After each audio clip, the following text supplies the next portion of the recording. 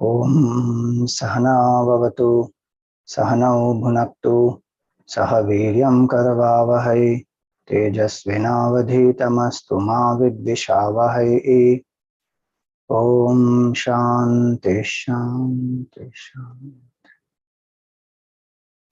Om Sadashivasamarambham Shankaracharya Madhyamam Asmadacharya Paryantam Vande Guru Paramparam. Shrutismritipurananam Alayam Karunalayam Namami Bhagavatpadam Shankaram Lokashankaram Shankaram Shankaracharyam Keshavam Badarayanam Sutra Bhashya Kritau Vande Bhagavantau Punah Punaha.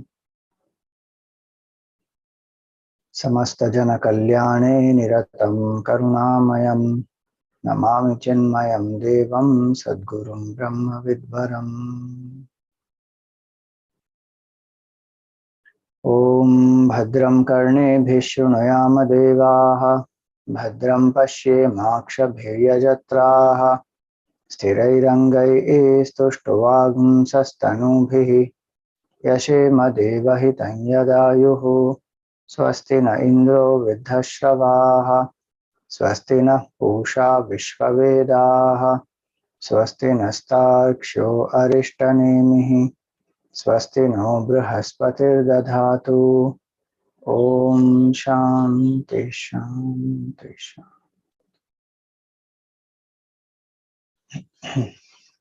Hari Om, salutations to all. We entered the 6th chapter and we saw the context. The first mantra said that Sukesha approaches Pippalada Rishi, and before asking the question, he gives him the background of that question, and he says that this king Hiranyanabha, the prince Hiranyanabha, approached him and asked him about the Shodasha-Kala-Purushah. And he did not know, Sukesha, he did not know about Shodasha-Kala-Purushah, so he said, I don't know. The prince could not believe, so Sukesha went on to say that if I knew, why would I not share this knowledge with you? You are a very deserving person. And also that if I also know that if I tell a lie, my here and hereafter both will get destroyed. So when Hiranyanabha heard this, he was convinced and he mounted his chariot and he left. Now Sukesha, the question was bothering him, and so he has now come to Pippalada Rishi, and the question he is asking is the last line of the first mantra, Tam tva pritchami kvasau purusha iti. Hence I am asking you, where is that Purusha? So where is that Purusha includes, first question actually is, what is that Purusha? And then where is the Purusha? We saw the background that Shankaracharya ji gives before he starts commenting on this mantra, and where he says that what was said earlier, that the entire world, so what was said earlier was that in the state of deep sleep, everything becomes unmanifest and goes back to the source, the self. And in the same way, at the time of Pralaya also the same thing happens, the entire creation will go back to the source. And whoever knows this source becomes the mantra said, Sa Sarvajnaha Sarvo Bhavati. becomes omniscient and becomes everything. Now, this anecdote is to make a person realize that self, and also that it makes that person have that intensity to seek the self. Not knowing this self, anything else we may know, it is only temporary. So, last portion is what we saw. The last line where we saw was Mumukshunam Yatna Vishesho Mumukshunam Yatna Vishesha Upadanartham. So that Mumukshu must put special efforts to know this self. Like we see in the case of Sukesha, he comes and he asks the question to Pippalada Rishi. He doesn't leave it saying that, okay, I don't know, so it's all right.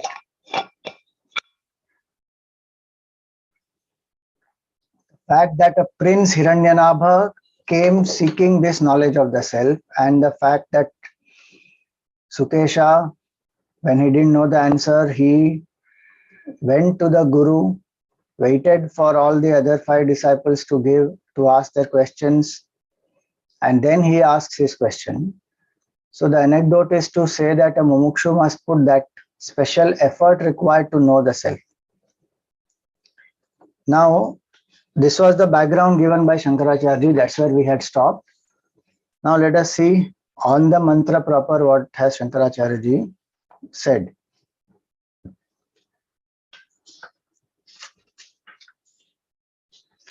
This is from the 3rd paragraph in the commentary, in the Bhashya. He Bhagavan, Hiranyanabho namatah Kausalayam bhavaha Kausalyo Rajaputro Jatitaha Kshatriyo Mam Upetya Upagamya Etam Uchyamanam Prashnam Aprachata.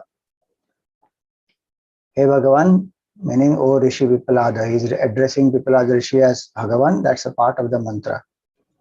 Hiranyanabho namataha, one whose name is Hiranyanabha. Kausalayam bhavaha, who is born in Kosal Pradesh. Kausalyo, so he is also called Hiranyanabha Kausalyo. He is not Kaushalya of mother of Sri Ram. The place is Kosal Pradesh. The prince of that Kosal Pradesh, who is born in that Kosal Pradesh, Rajaputraha. So there can be many people who are born in Kosal Pradesh, but specifically he is a Rajaputra. So he is a prince. Rajaputra Jatita Kshatriyo, and he is a Kshatriya. Mam Upetya, having approached me, Uchyamanam Prashnam Aprachata. What I am going to say, that question he asked. Shodasha-Kalam, Shodasha-Sankhya-Kaha, Kala Avayava, Iva Atmani Avidya Adhyaropita Rupa Yasmin Purushe, So Ayam Shodasha-Kalaha, Tam Shodasha-Kalam He Bharadwaja Purusham Vetha Vijanasi. So the question that he asked is about Shodasha-Kala-Purushah. So Shankaracharya explains here that Shodasha Sankhya-Kaha Kala. So 16, Shodasha is 16, the number 16. Kala Avayava. Now Kala, Avayava means part. So one meaning of Avayava is part. So Purusha who has 16 parts.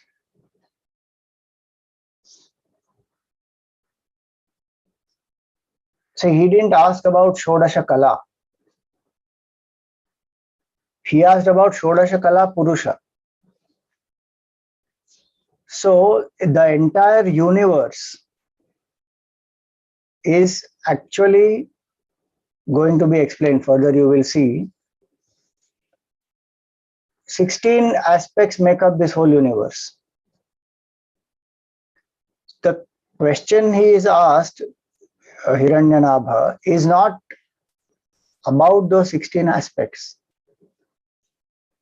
Question is asked is about that Purusha from whom these 16 appear. Who is that Purusha? Where is that Purusha? Two questions, right? Who is that and where it is? So Kala means parts. If he had asked only Shodasha-Kala, do you know Shodasha-Kala? So what are the 16 aspects which make up the universe? Then that is a different question. But he is asked about who is that Shodasha-Kala-Purusha?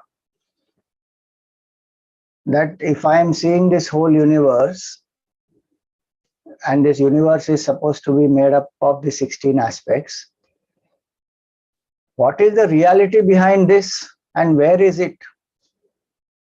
That is the question of that prince. So Avayava means parts. Now Kala also has many different meanings. So Kala also means art, dance, music, lot of these, So one aspect of Kala, so performing arts, they are called Kala. So one aspect of the Kala is that which hides the original is called Kala. And very interesting that is. That which hides the original is called Kala. So even in performing arts, if you see, the dancer who dances, fully tuned up, the original personality of the dancer is put aside. That character that the dancer is playing, that alone is there fully. Same way in acting.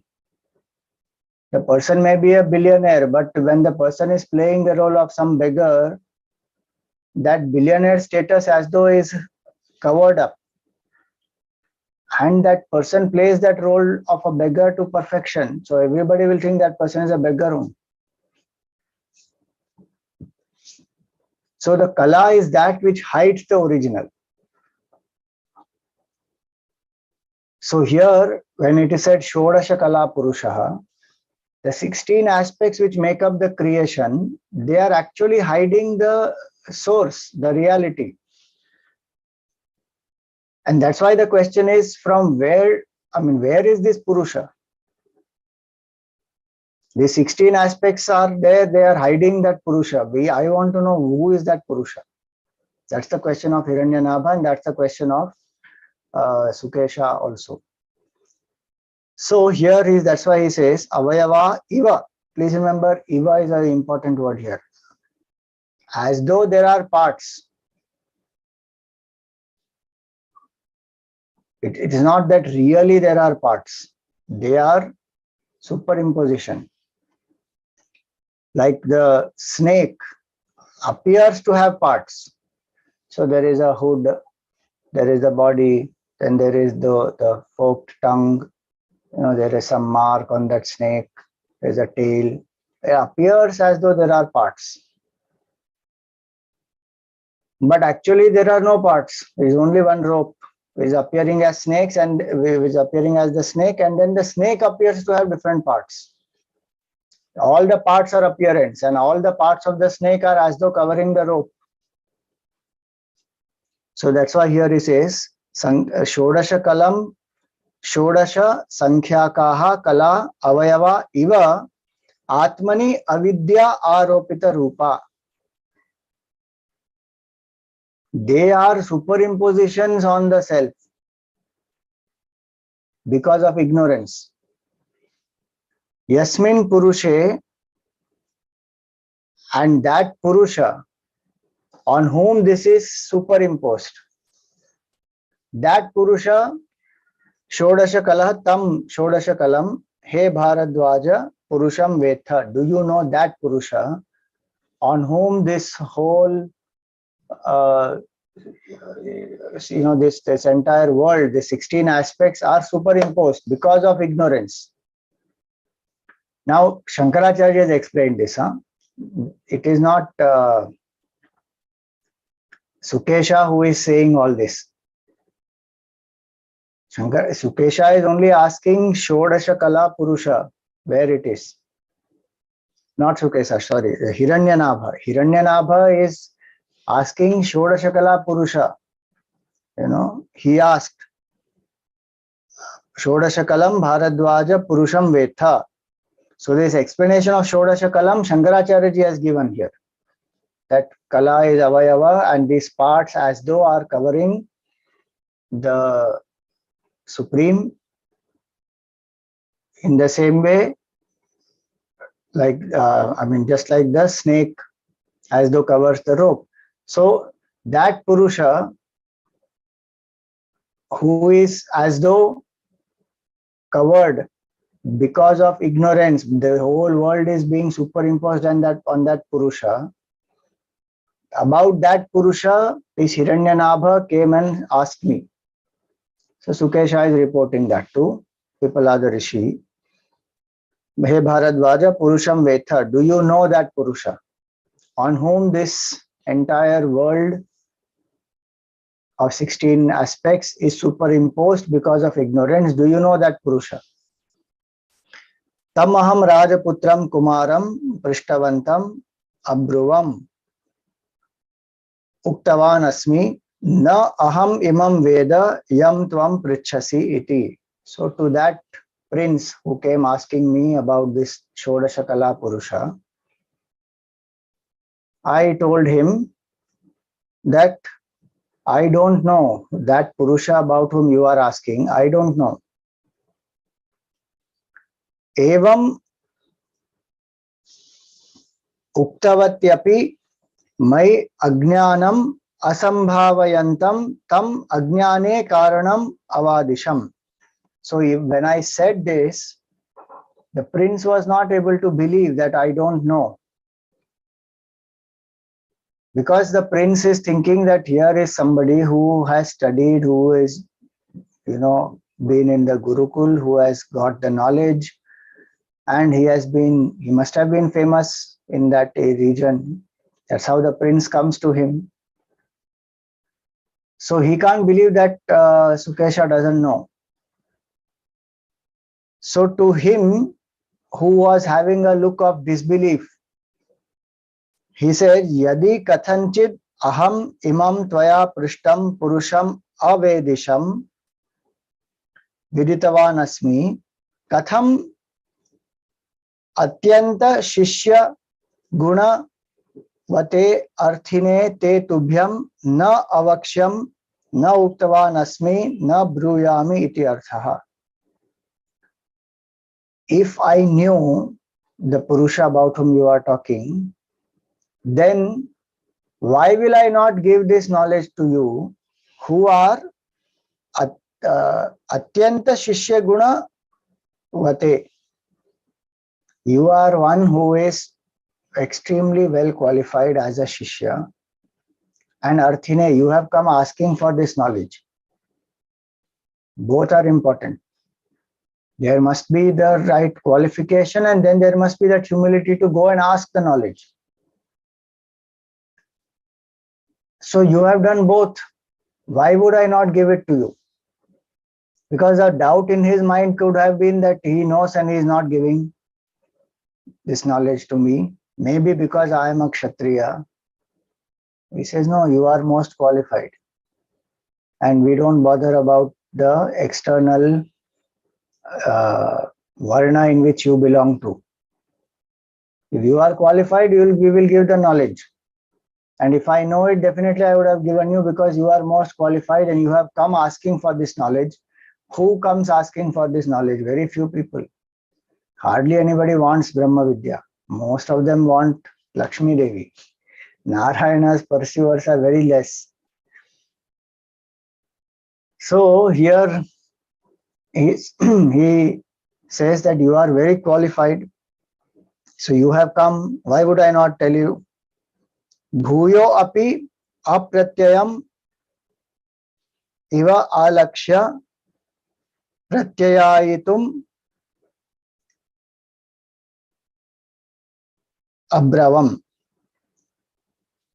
So even after saying this, there was still disbelief on his face.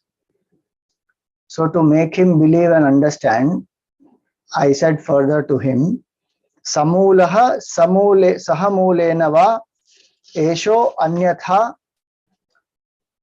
santam atmanam anyatha kurvan na andritam ayatha bhutartham abhivadati yaha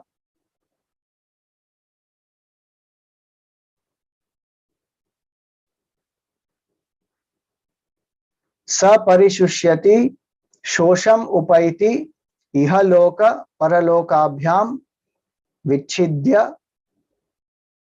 ete vinashyati. Vichidyate vinashyati.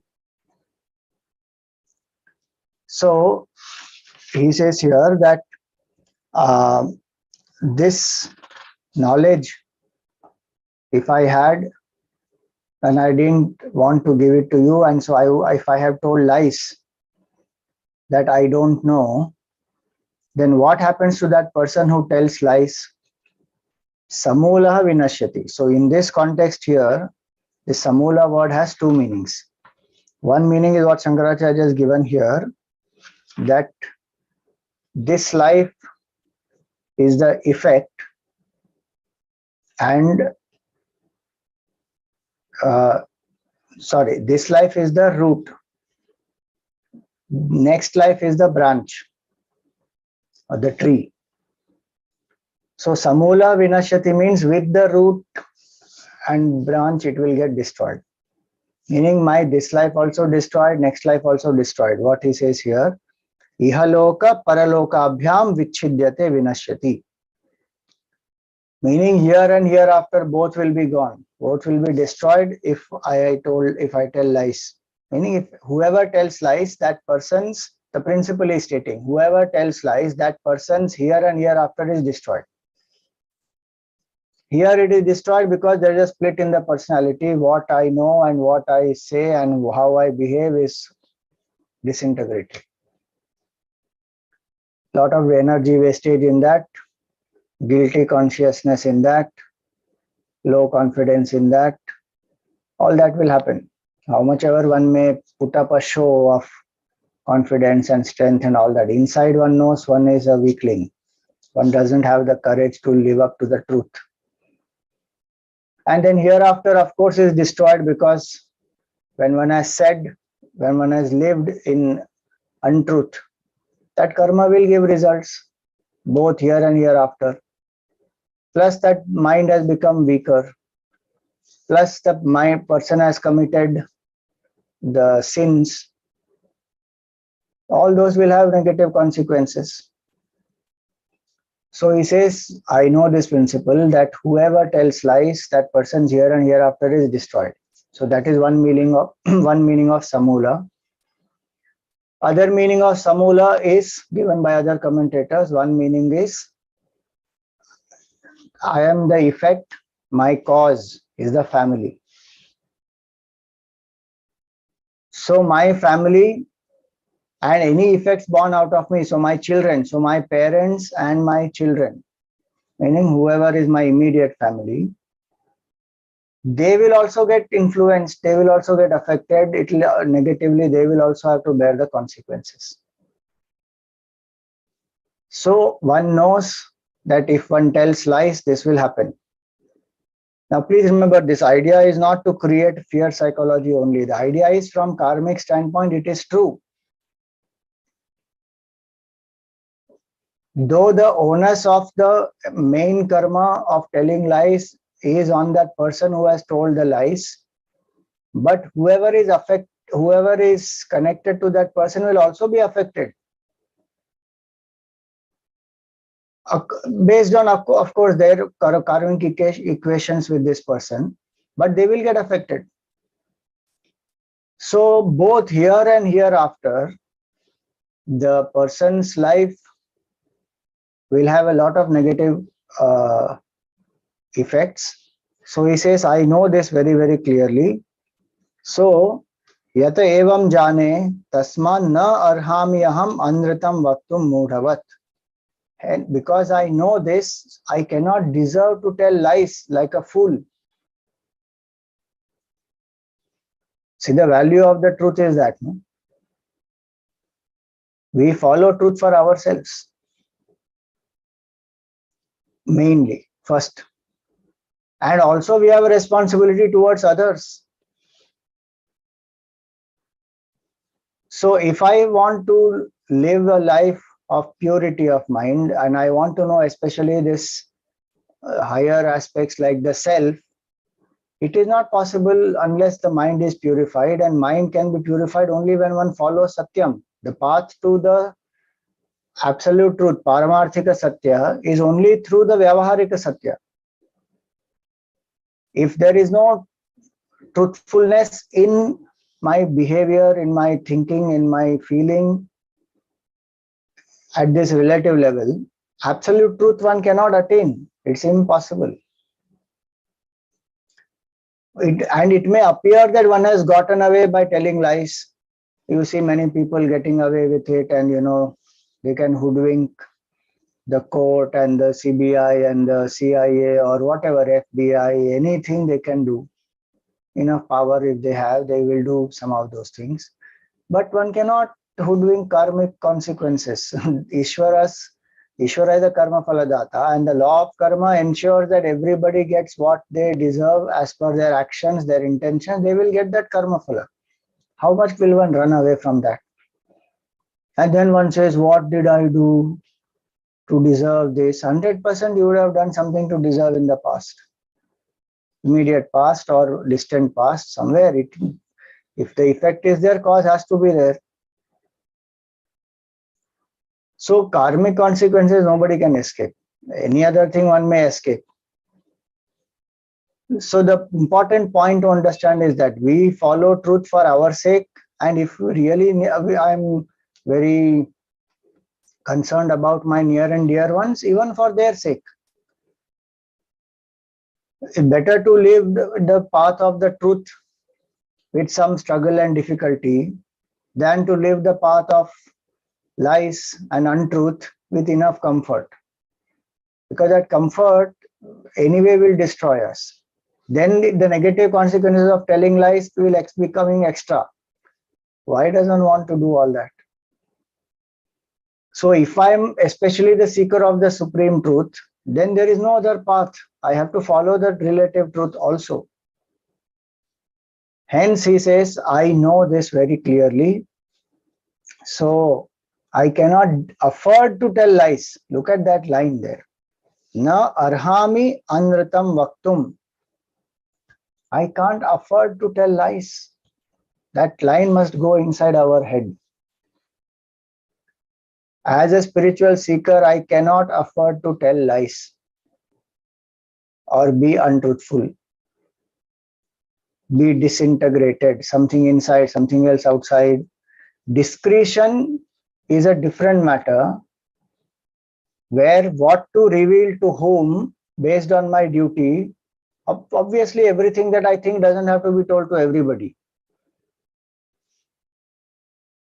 But what I should tell, what is my duty, that also I don't tell, or I tell lies, or I hide, or I tell the partial truth. Then all that is going to have its own consequences. So this line, it must go very deep in our mind, that na arhami anritam vaktum, that cannot afford to tell lies.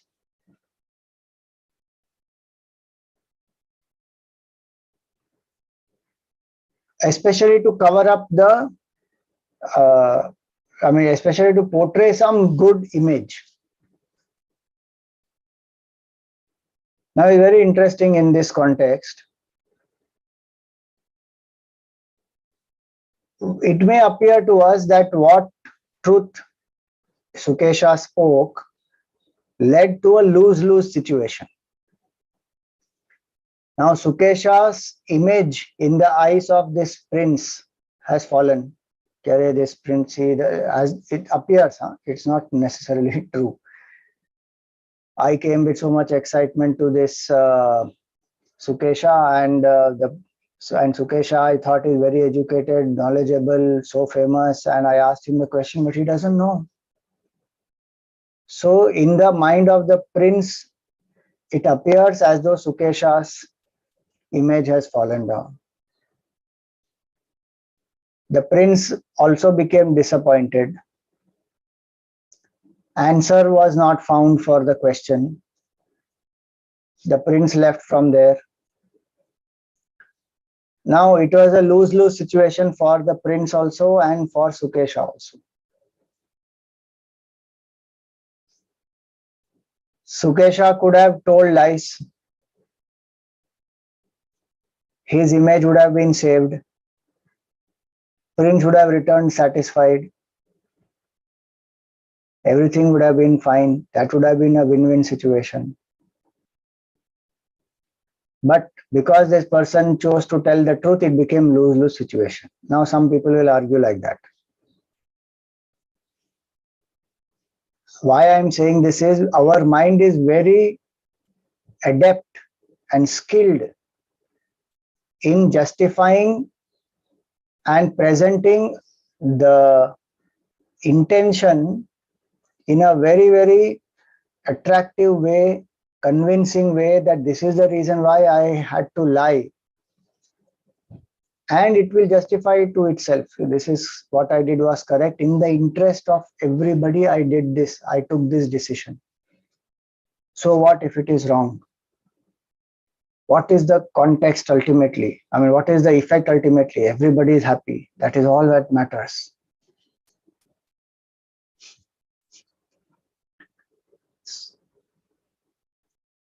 Krishna, Bhagavan also heard all those arguments from Arjuna in the first chapter of the Gita. That why he doesn't want to fight? Because the society will go through destruction, the Varna Vyavastha will get destroyed, the Pitrus will fall, people will comment that he's enjoying the pleasure stained by the blood of his own relatives. All those arguments he gave, The fact is, he was attached to Bhishma and Drona. He did not want to fight because that attachment overwhelmed him. That he didn't accept. Till the second chapter, he surrendered to Shri Krishna. He didn't accept. Just before he surrendered, he accepted. Bhishma Drona Pramukhatah Sarvesham Cha Mahikshitam. Of all these, Bhishma and Drona, when I see, I get completely overwhelmed. Guruna Hatvahi Mahanubhavan. They are so great gurus. How can I kill them? Finally, he accepted there.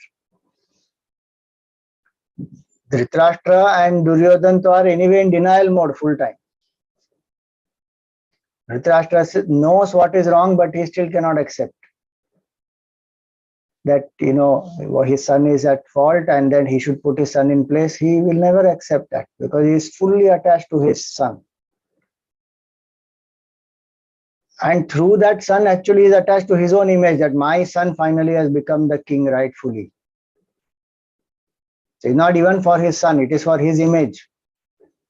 Same way Duryodhana also. He is attached to power and he wants to prove that he is greater than Pandavas. Now go on compromising for it.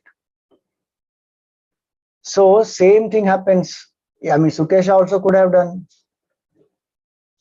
Tell some lies, give some answer, make that person feel that, oh, Sukesha is so knowledgeable. And that person also has some knowledge he has got and he is going now. So win-win situation. Intentions really matter. With good intention, I told this lie so that both of us are in benefit. Look at the mind, how much tricks it will play. But the real win-win situation is this. What appears as a lose-lose situation actually becomes a win-win situation because Sukesha did not compromise. Temporarily, yes, it may appear that the prince went disappointed. But actually speaking, because Sukesha told the truth, the trust of the prince in Sukesha will increase a lot. Point 1.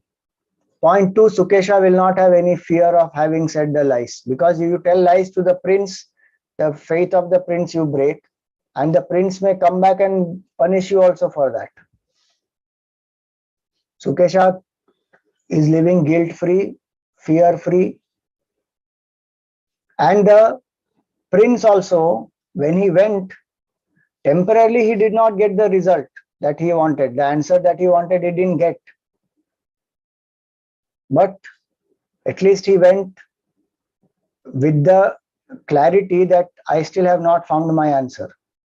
So he can ask other people, he can approach many others, rather than being carried away by the wrong assurance that now I know what is a Shodasha-Kala-Purushah. And fourth, Sukesha had that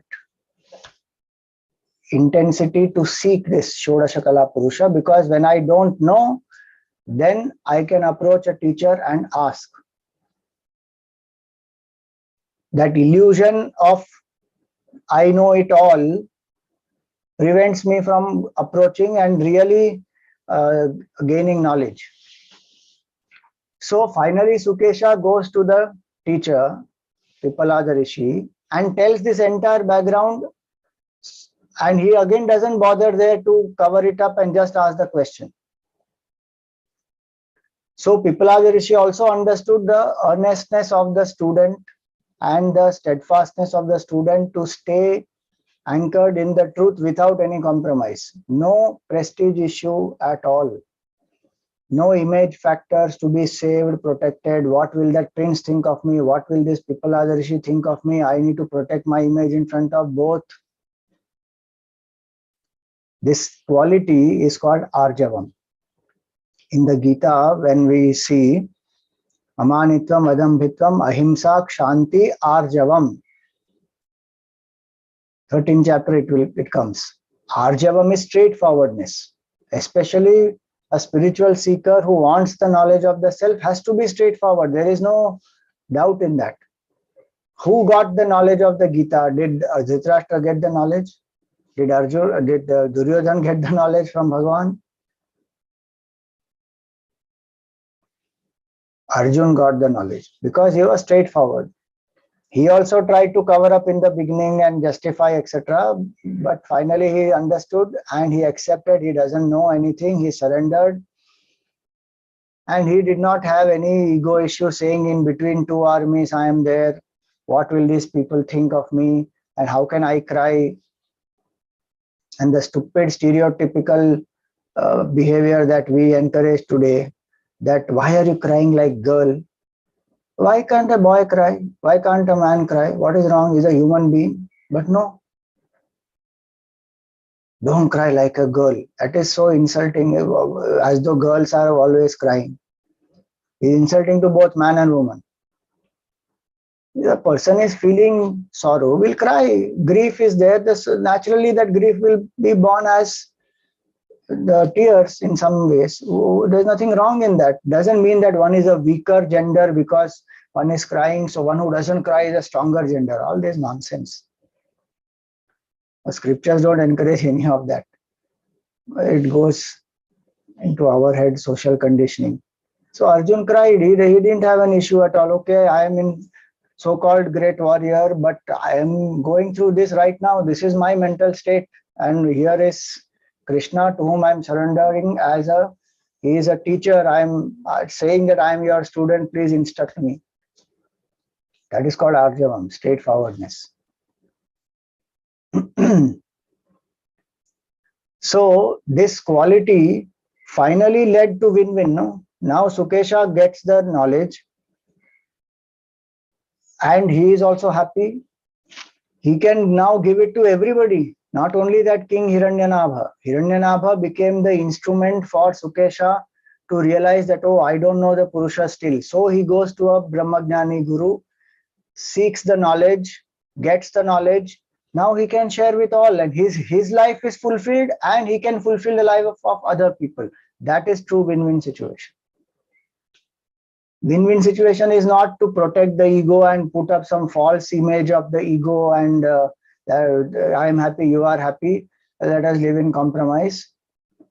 That is not win-win situation. That is absolute lose-lose situation, really speaking. Partners in crime, that is. Everybody together. This is a real win-win situation. Where he went, he said, I don't know. And the prince asked me, I didn't know. Now that question I'm asking you. So look at the genuineness there. It is not even my question. It didn't strike me on my own. It is a question that Prince Hiranyanaha asked me. Then it struck me that, oh, I don't know about this. So I have come to you to know this. This is to this level the truthfulness is. See, there is no hiding in this. There is no telling lies in this. There is no partial truth in this. This is 100% truth. Especially in front of the teacher, Bhagwan, Guru, in front of them, one should not take up that path of hiding, telling lies, covering it up, mixing it with the little bit of lies, and so 20% lies, say 80% truth. 100%, this is what it is. Now you guide. Full stop. Arjun, you look at his surrender. How he, at that point in time, how he was able to surrender, that much he surrendered. That's it. He says, you please teach me, you instruct me, I surrender to you, but I will not fight.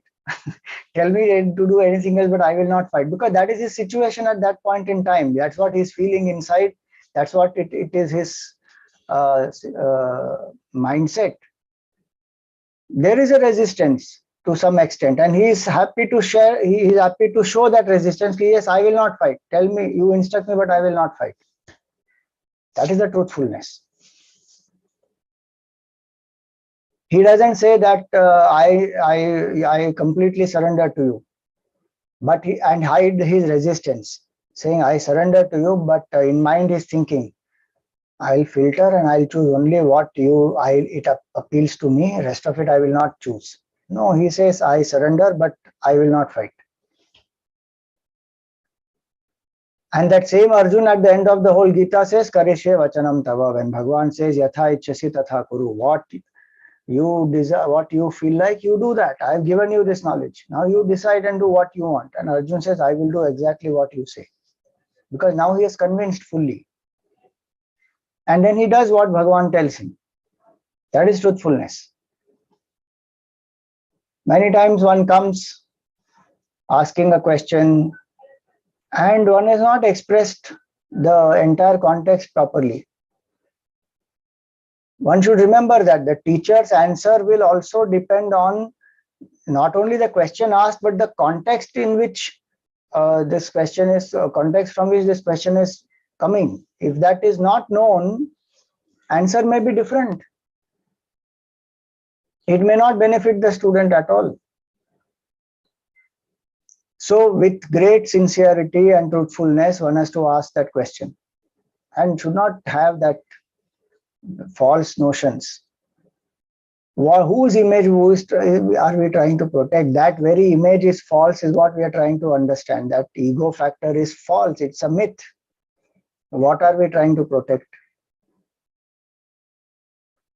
So here Sukesha says, I cannot afford to tell lies.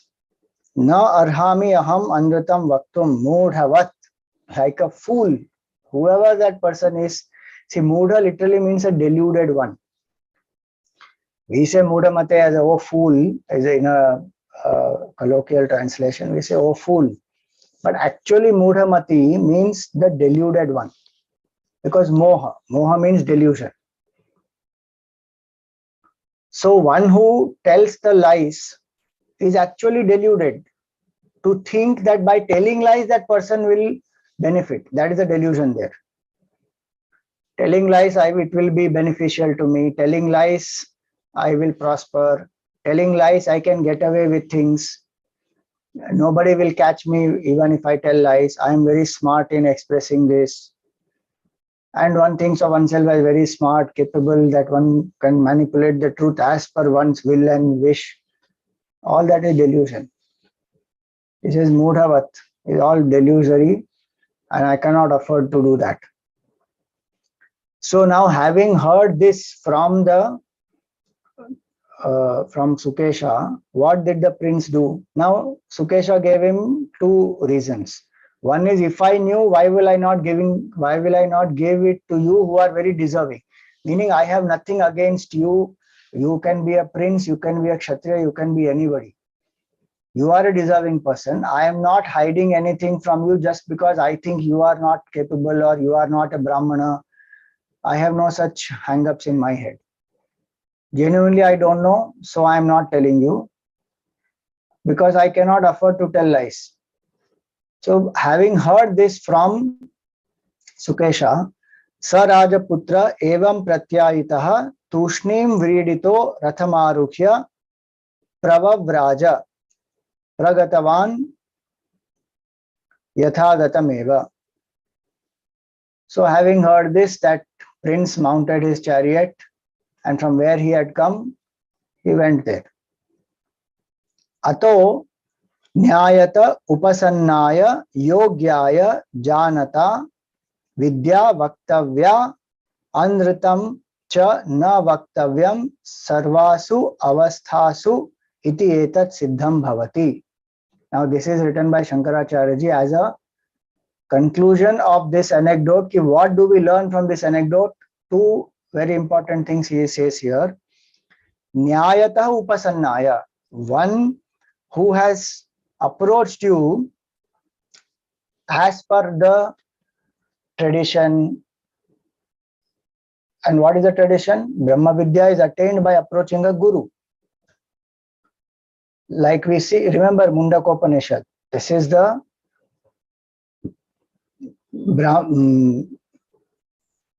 Mundakopanishad is a Samhita Upanishad, which is the main one, and Prashnopanishad is a Brahmana Upanishad, which is a commentary as though or an elaboration of Mundakopanishad.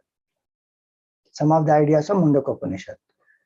So in that Mundakopanishad it comes that Pariksha lokan karmachitan brahmanaha nirvedamayat na asti akrita kritena. Having seen the world very clearly and having understood that the imperishable cannot be attained through any amount of effort, because the efforts will give only perishable results. Tad vijnanartham sagurumevapi gachet. That person nirvedamayat gets lot of vairagya and then approaches the guru. Samit panihi, with samit in the hands. So approaching the guru is the tradition to seek Brahma Vidya. It is not studied by oneself. And in that Bhashya, Shankaracharya ji also explained very clearly that one may be even a very great scholar. Shastrajnah api swatantrena Brahma Jnana Anveshanam na kuryat. One may be a great scholar, but still one should not seek this Brahma Vidya on one's own independently. One has to go to a teacher. So here Pippalada, Hiranyanabha approaches Sukesha. And also we see Sukesha approaching Pippalada Rishi. So both of them have approached the guru to seek the knowledge. Now whoever is a person like that, who has approached traditionally and who is capable also, yogyaya, upasannaya, yogyaya, the teacher, having understood this, that here is a person who is capable and who has come here traditional way seeking this knowledge, vidya vaktavya, one should give knowledge to that person. This is very clear. You see what Shankaracharya has written, yogyaya, nyayatah yogyaya. He didn't write that give this only to Brahmanas. He said whoever is that yogya person. If that person is capable, ready for Brahma Vidya, the teacher, having understood that, has to give that Vidya. One cannot deny. And so that's the first learning. And then the second learning, he says, Andritam cha na vaktavyam sarvasu avasthasu. In any situation, do not tell lies. The teacher, you see, Pippalada Rishi is very beautiful, this whole context of Prashnopanishad. Sukesha did not know, so he says, I don't know, to Hiranyanabha. Hiranyanabha went. Now Sukesha comes to Pippalada Rishi. If you remember in the beginning of Prashnopanishad, when these 6 disciples went to the teacher and they wanted to ask questions, Pippalada Rishi said, you stay here for 1 year with Shraddha, with Brahmacharya, with Tapasya, and at the end of the 1 year, if I know the answer, I will tell you. See, that is the truthfulness of Pippalada Rishi also, no? Pippalada Rishi doesn't say that I know everything. Pippalada Rishi also is very humble and is very truthful. He says, if I know, I will tell you now. So it's up to you to decide now whether you want to stay 1 year or not. But this is the condition. You stay 1 year, then you get to ask me questions. And that time, if I know, I will tell you. Now look at that. The disciple also is having that same truthfulness quality, and the teacher is also having that same quality. Then both of them are not in that mindset that we know it all. Then only knowledge can take place. Then this student is receptive and the teacher also can give the best knowledge, because the teacher is empty. The absolute truth flows through that teacher. Teacher is not stuck in some image factor that I have to impress my disciples and whoever comes here, they should go back saying he is omniscient, he is Sarvajna, he knows everything, he is Trikalajnani. And they should not go back outside in the world to say that, oh, this teacher kacha hai. I don't think he knows everything. Be very careful if you go to this teacher. You may be wasting time. That image people should not have. So I should portray some image that I know it all. So I will not tell that maybe I don't know something that you ask. He doesn't bother about that. Just imagine those 6 disciples, any of them could have gone saying, no, I don't want to stay here 1 year, because if you don't know something, then what is the point of my 1 year staying? They could have gone. They could have said that in the world to the people, saying, this is what this teacher said. Now others may start doubting, should we go, should we not go? Now Pippalada Rishi, if he had thought that, oh, this should not happen, he could have put a false image. Then he would not have been a fit student, a fit teacher to actually share this knowledge. Because there is still impurity in the mind of the teacher already. Then how will that teacher give Brahma Vidya? So even before establishing this disciple's great quality of truthfulness, Sukesha's quality, Pippalada Rishi's quality of truthfulness has already been established, and that is Upanishad is showing that. Sukesha also could have felt that, I don't know, and now this teacher is not sure. He's saying 1 year you stay and then I will tell you. I'm stuck here now, I better go to somewhere else where the teacher is sure that he knows. Sukesha also is that is a Shraddha of Sukesha also, to stay back 1 year. And he understood that this is a guru's humility to say this, and he stayed. And of course, in 1 year, it's not that the guru and Shishya are locked up in their separate rooms and they don't interact with each other. Of course, they interact with each other. The very fact that 1 year they have sustained themselves there also proves that the faith that the students had keeps getting stronger by the day. Otherwise, they could have left any time in between that 1 year also. So all this establishes that the teacher must not tell lies in any situation. That is Shankaracharya is writing here so clearly. Na anritam cha vaktavyam sarvasu avasthasu iti etat siddham bhavati. This anecdote proves this very clearly. Don't tell lies. Oh, Swami, it is only applicable to teacher. No, this is the general learning. First aspect is, yes, applies to the teacher, that when the student comes who is very deserving, has approached you traditionally, you have to give knowledge, whoever that person may be. And give that knowledge how? Truthfully. That's the second point. But that second point applies to all of us as seekers also, because it comes also from the standpoint of Sukesha, who told the truth, saying, I don't know. And he came and he told everything to the teacher, Pippalada. So even as a student, he has to be truthful. So obviously it applies to all of us. It's not only instruction for the teacher. Teacher has to, of course, be living that. Shastra doesn't have to give instruction to that teacher. The teacher of Brahma Vidya would not have attained Brahma Gyan without the help of truth. Only when anchored in truth one will attain Brahma Vidya. So here it is. Two conclusions Shankaracharya has given. Tam Purusham Tvam Prachami. That Purusha, Shodasha-Kala-Purushah, which was asked about by this Hiranyanabha to me, that I am asking you. Tam Purusham Tvam Prachami.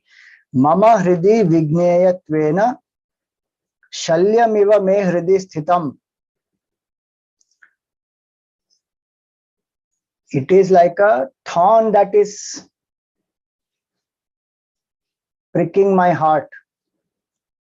And I need to know this. That the ignorance of this Purusha is there in me is like a thorn that is pricking. Now, if there is a thorn that is pricking, it will pain. And that has to be removed.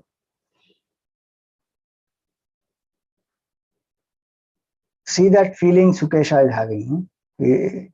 That I don't know the self. It is like a thorn that is pricking him.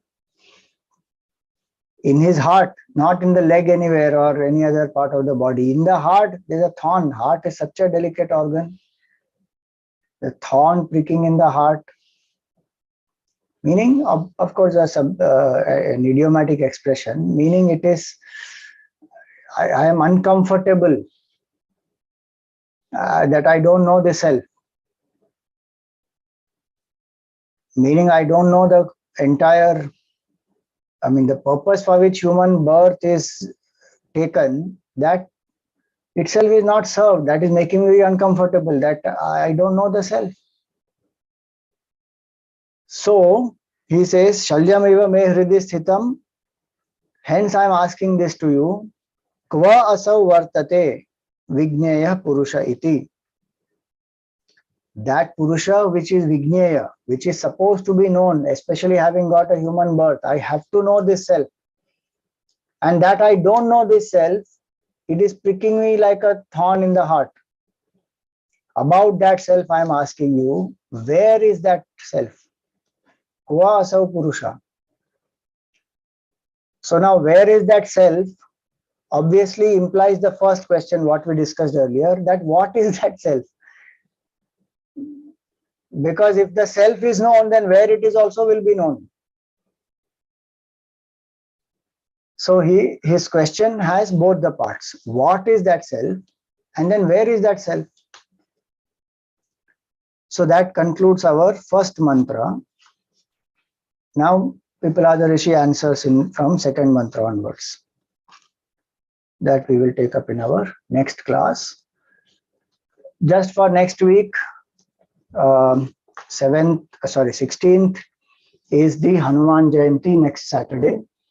And we have a Hanuman Havan, 21 times chanting Hanuman Havan immediately after the class in the morning. So the class will be from 7 a.m. to 8 a.m., not 7:15 to 8:15. Class will be 7 a.m. to 8 a.m. Any questions for today?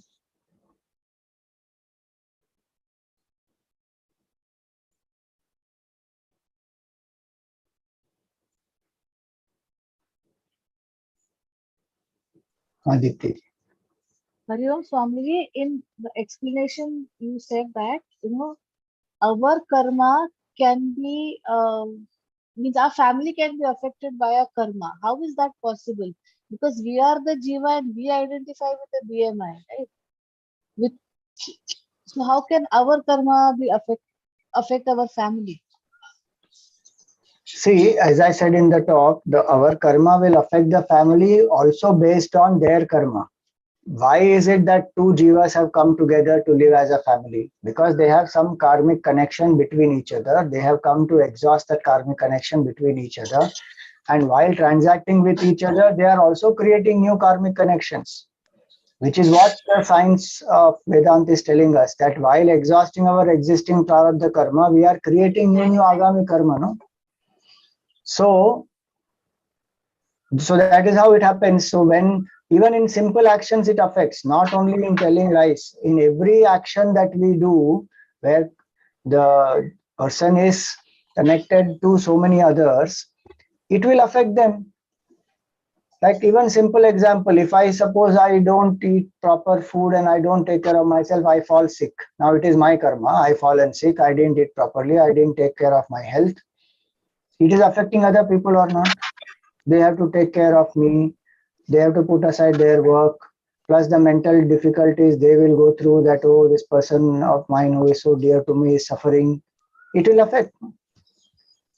Same way, now that I'm giving you example at the physical level, same thing will happen at the mind level. When one tells lies, the individual's integrity, willpower, confidence, fearlessness starts going down.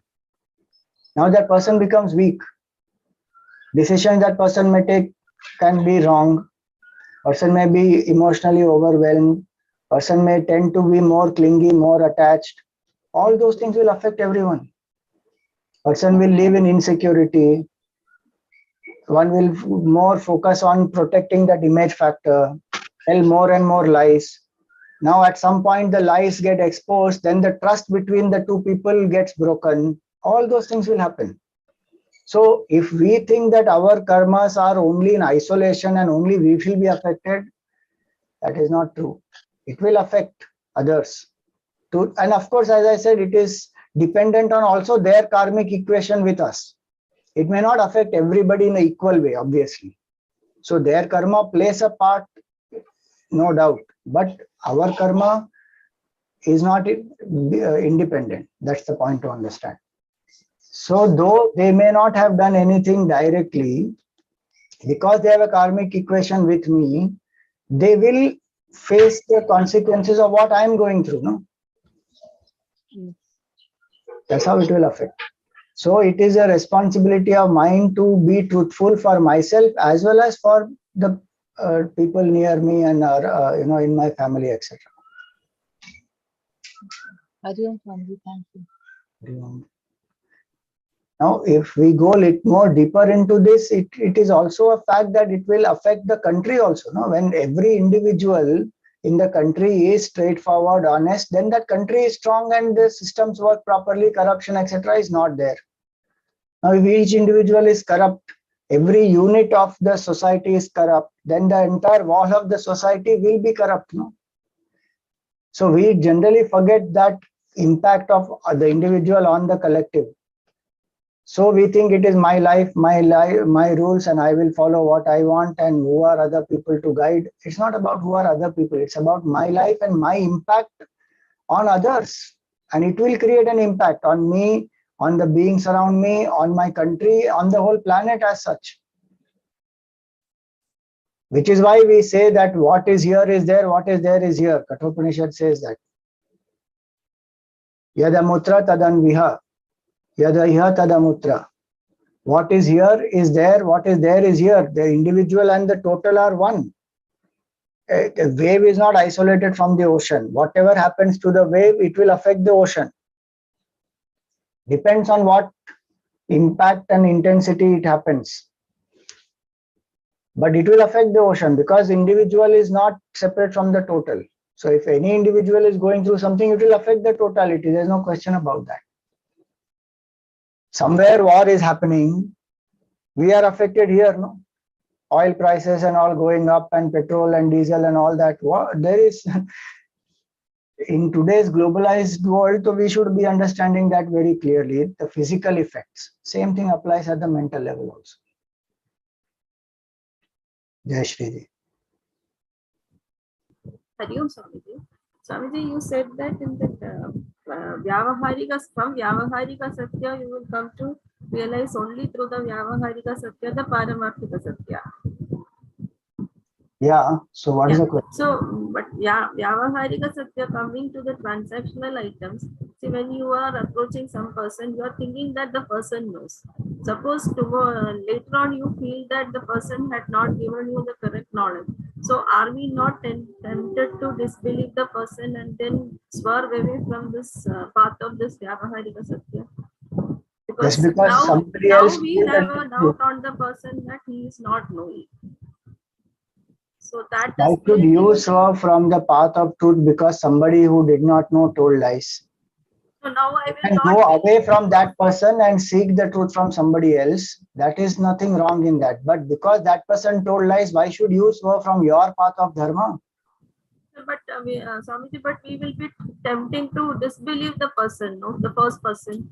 What is wrong in disbelieving a person who has told lies? Is that any? There is nothing wrong in not believing somebody. When I know this is the person has not told the truth, I don't trust that person anymore. That is not wrong. Who said that is wrong?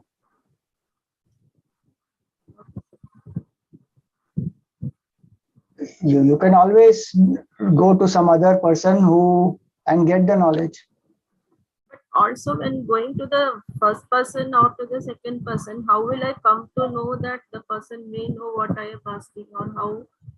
That is where I have to do my background check and find out whether the person has some basic integrity or not. That much I have to know. Otherwise, 100% I will never know about anybody. That is also so I have to do some background check, some ways by means by which I can understand, and then I can place my trust that okay, maybe this person knows. Also, Sharanagati to God only will lead me to the right person in that case. No, that will anyway happen. Sharanagati to Bhagwan will lead, but Bhagwan doesn't say that because you have surrendered to me, now you don't have to think and evaluate at all. Individually, I have to think and evaluate, and I have to figure out what is right, what is wrong. Now, just because Pandavas have taken Sharanagati of Bhagwan doesn't mean Duryodhana is not there in the life of Pandavas, and doesn't mean that Pandavas become so blinded that whoever comes in our way, Bhagwan is only sending, so I will believe them. That is stupidity. Bhagwan only gave that buddhi to think, to do vivek, to discriminate what is right, what is wrong, what is dharma, what is adharma. And the world has mixture of dharma and adharma, so I have to apply the buddhi. Sharanagati is to surrender my ego so that I can see the truth clearly, not clouded by my perception of my ego and my attachments. That is the meaning of Sharanagati. Sharanagati does not mean that I accept whatever Bhagwan is, whoever is coming, whatever they are doing, I will just accept because I am surrendered to Bhagwan and Bhagwan is sending this person. That's a wrong meaning of Sharanagati. That way, though, Bhagwan himself should not have fought the demons also. Whichever demon is coming my way, it is all right. Let them come and kill me. Putana came, come and kill me. Bakasur came, come and kill me. Why? Bhagwan has sent. Bhagwan fought all of them. He taught others to fight. Arjun wanted to run away. He said, nothing doing. Do your duty. Fight.